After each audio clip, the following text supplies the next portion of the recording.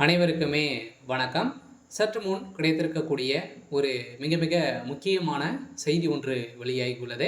சற்று முன் அமைச்சர் பொன்முடி 12 திமுக எம்எல்ஏவுடன் அதிமுகவில் இணைந்தார். உதயநிதி செய்த சம்பவம் இது மாதிரி செய்திகள் வெளியாக இருக்குது. ஸோ அனைவருக்குமே தெரியும், திமுகவில் உட்கட்சி மோதல் ஏற்பட்டிருக்கு. சொல்ல பார்த்தீங்கன்னா திமுகவில் இருக்கக்கூடிய முக்கிய அமைச்சர்கள், அதே மாதிரி மோஸ்ட்லி பார்த்தீங்கன்னா மூத்த அமைச்சர்கள் பார்த்தீங்கன்னா திமுகவில் அதிரடியாக ஓய்வு கொடுக்க போகிறதாக உதயநிதி ஸ்டாலின் அவர்கள் பார்த்தீங்கன்னா மூத்த அமைச்சர்களுக்கு எதிராக செயல்பட்டு வராரு. ஸோ இதனைத் தொடர்ந்து தான் பார்த்தீங்கன்னா வருகின்ற சட்டமன்ற தேர்தலில் மூத்த அமைச்சர்களாக இருக்கக்கூடிய திமுக இருக்கக்கூடிய அமைச்சர்கள் அனைவருமே பார்த்தீங்கன்னா நீக்கப்பட்டு புதிய அமைச்சர்களாக நியமிக்கப்பட போகிறாரு அப்படின்ற மாதிரி திமுகவுடைய அறிவாலயம் பார்த்தீங்கன்னா அதிரடியாக ஒரு முடிவுகள் எடுத்து வராங்க. இந்த முடிவின் அடிப்படையில் ஏற்கனவே இல்லாத அமைச்சராக தான் அமைச்சர் பொன்முடி அவர்கள் இருக்கார்.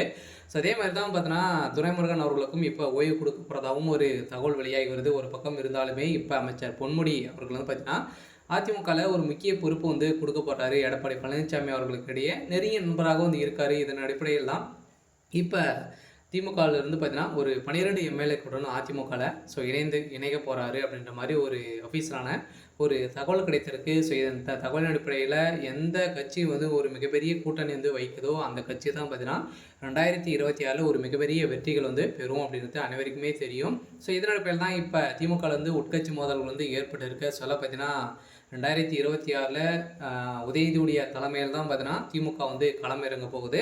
ஸோ இருந்தாலுமே உதயநிதி ஸ்டாலின் அவர்கள் பார்த்தீங்கன்னா முதல் முறையாக போட்டியிட போகிறாரு.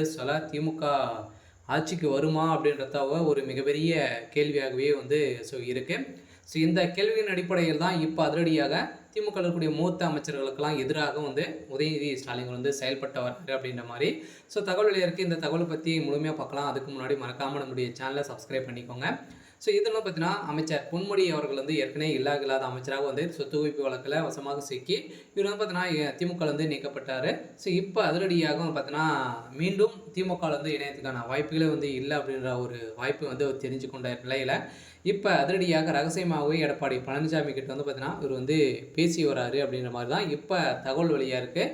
ஸோ இந்த தகவலின் அடிப்படையில் தான் இப்போ 12 திமுக எம்எல்ஏக்களோடு இணைய போகிற பார்த்தீங்கன்னா திமுகவில் ஒரு மிகப்பெரிய அதிர்ச்சியும் பரபரப்பையும் ஏற்படுத்தியிருக்கு. அதே மாதிரி செந்தில் பாலாஜி அவர்களுக்கும் பார்த்தீங்கன்னா ஒரு முக்கிய பொறுப்புகள் இருக்குது அப்படின்ற மாதிரி தான் எடப்பாடி அவர்கள் சொல்லியிருக்காரு. இருந்தாலும் செந்தில் பாலாஜி அவர்களும் அதிமுகவில் இணைய போகிறதாக ஒரு தகவலும் வெளியாக இருக்குது.